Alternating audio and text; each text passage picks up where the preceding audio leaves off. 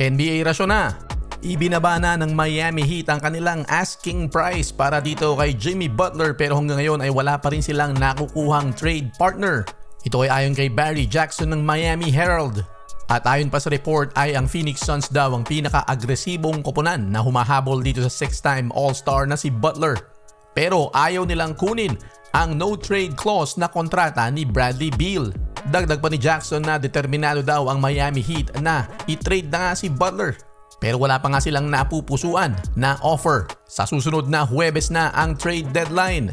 At ayon naman kay Yahoo Sports correspondent na si Kevin O'Connor, kasama pa rin sa napapag-usapan na magiging ka-trade ng Miami Heat ay ang Memphis Grizzlies. Kahit na sinabi na ng kampo ni Jimmy Butler na ayaw nito maglaro para sa kanila.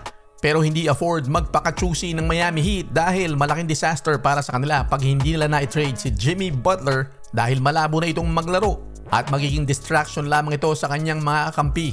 At pagkatapos ang season na ito ay magiging free agent ito, wala silang makukuhang kapalit. Kawawa naman ang Miami Heat.